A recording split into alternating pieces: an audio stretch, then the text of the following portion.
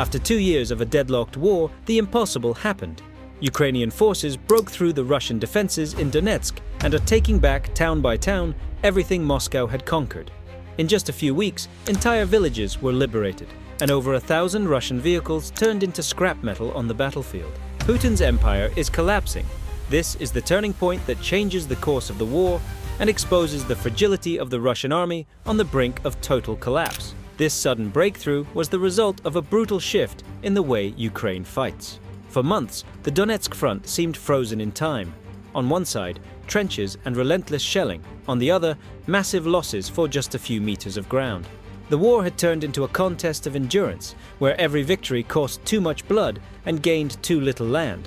But quietly, Kiev was preparing something bigger. Instead of reacting to Russian attacks, the Ukrainian army began dictating the pace of the battlefield. The old tactic of holding the line was replaced by a doctrine of mobility and precision, fast maneuvers, coordinated strikes, and the heavy use of real-time intelligence. Satellites, drones, and electronic intercepts mapped out the weak points in Russian lines, allowing small units to advance where no one expected them to. In just 2 weeks, Russian defenses collapsed across entire sectors, forcing retreats from positions that once seemed unbreakable. And the heart of this offensive lies in a point on the map few outside military circles even know: the Pokrovsk-Dobropillia corridor. That seemingly ordinary stretch of land is vital. It connects ammunition depots, supply routes, and the arteries that feed the entire Russian front in Donetsk. When Ukraine broke through there, it shattered the backbone of the enemy's logistics. Recent reports confirm the liberation of at least 7 villages in the area, with hundreds of Russian casualties and over 80 vehicles destroyed in just a few days. It was with this new doctrine that Ukraine's 82nd Air Assault Brigade went into action, in an operation that became known as the liberation of Suketska. The attack began just before dawn. In less than 30 minutes, Ukrainian troops had broken through 3 trench lines, completely surrounding the center of the village. FPV drones led the way, destroying fortified positions, while light armored vehicles dropped off infantry platoons just a few yards from their targets. When the Russians tried to respond, they were already encircled. 44 killed, 8 wounded, and 9 captured, without the Ukrainian forces losing a single vehicle in the main assault. According to reports from the General Staff in Kiev, Suketska was liberated in under an hour, becoming a symbol of how Ukraine now dominates the most valuable element on the modern battlefield: speed. Where once advances were slow and costly, the strategy has shifted to shock and localized saturation. Short, intense, and unpredictable attacks that leave the enemy no time to react. But Suketska was only the beginning. Throughout the month of October, Ukrainian forces recaptured 72 square miles of territory. And it didn't stop there.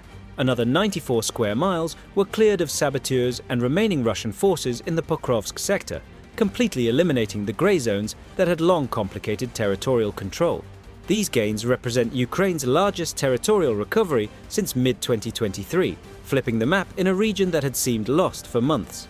Military analysts point out that beyond the physical expansion, the true impact lies in the psychological shift. Russian troops have been forced into a defensive stance, their morale collapsing and their chains of command in disarray. The battlefield in Donetsk, once a symbol of Russian resistance, has now become the portrait of an empire in collapse. In the past 2 months, Russian forces have suffered over 15,700 confirmed casualties, including those killed, wounded, and missing. That's the equivalent of 2 full infantry divisions wiped out in less than 8 weeks. According to Western intelligence reports, 1,364 pieces of military equipment were destroyed during the same period. Among them, 213 tanks, 317 armored personnel carriers, 96 self-propelled artillery systems, 41 multiple rocket launchers, and more than 450 reconnaissance and attack drones. Ukraine has turned the Donetsk front into a true graveyard of steel. Every field now hides the remains of a failed offensive. With the growing loss of armored vehicles and transport trucks, Russia's logistics have effectively collapsed. Entire convoys have been left stranded due to a lack of operational vehicles and insufficient fuel to cover the front-line distances. In several units, the situation has reached absurd levels. Russian soldiers have begun using motorcycles, civilian pickup trucks, and even agricultural quad bikes to try to maintain troop mobility. These improvisations have become routine, and also easy targets. Footage from Ukrainian drones shows columns of bikes and civilian vehicles being wiped out by precision munitions. For every Russian armored vehicle lost, an improvised replacement appears, weaker, more exposed, and easier to destroy. It's the portrait of an army that has lost the ability to sustain itself on the modern battlefield. And while Moscow tries to hide these numbers, the situation on the ground leaves no doubt. Russia is bleeding on every level: military, logistical, and psychological. Each destroyed tank represents not just a gap in its defensive lines, but a hole in the narrative of power the Kremlin is desperately trying to maintain. At the heart of this offensive lies a pair of cities that, by themselves, explain why this turning point is so decisive: Pokrovsk and Dobropillia. These 2 points on the map are the logistical lungs of the Donbass. They host the main highways and railways connecting the Donetsk front to the supply routes coming from Mariupol and Horlivka. Controlling them means something simple yet devastating for Moscow: cutting off the supply lines of the entire eastern front. Every Russian convoy carrying ammunition, fuel or reinforcements must pass through this corridor. With Pokrovsk under attack and Dobropillia in Ukrainian hands, those routes have turned into traps. Reconnaissance drones identify convoys hours before they enter the zone, and GPS-guided artillery turns every road into a firing line. This position allows Ukraine not only to defend what it has reclaimed, but also to project power across the entire Donbass. From there, HIMARS and long-range tactical missiles can strike Russian depots, bridges and command centers within a 50-kilometer radius. But the real genius of this position lies in how it was built militarily. Pokrovsk and Dobropillia are not isolated cities. They form a mutually supported defensive zone. Artillery batteries in one city can cover the approaches to the other, creating overlapping fields of fire that cross like an invisible web. This means any Russian attempt at a counterattack is hit from 2 flanks at once. It's a logistical and tactical nightmare for any Russian commander. Every road is watched, every hill is marked, and every advance comes at a heavy cost. According to OSINT analysts, at least 4 attempts to retake Pokrovsk in recent weeks have failed precisely because of this defensive architecture. And what's most remarkable is that this system doesn't rely on massive troop concentrations. Ukraine has managed to do more with less, using sensors, drones, and networked fire coordination. Every strike is guided by real-time data, turning a static defense into something dynamic, intelligent, and nearly impossible to break through. In other words, Pokrovsk and Dobropillia are no longer just cities on a map. They've become the axis of the Ukrainian counteroffensive, and living proof that today, whoever controls information controls the battlefield. But Russia's collapse isn't happening only in the trenches. It's beginning inside its own borders. Behind the front lines, Moscow faces a silent crisis that's eroding its ability to sustain the war, a growing shortage of soldiers and motivation. Russian authorities are conducting mass recruitment drives in increasingly remote regions, often offering salaries 10 times higher than the local average. But money can't buy desperation away. Desertion rates have risen so sharply that even the FSB, Russia's own internal security service, has admitted it can no longer contain them.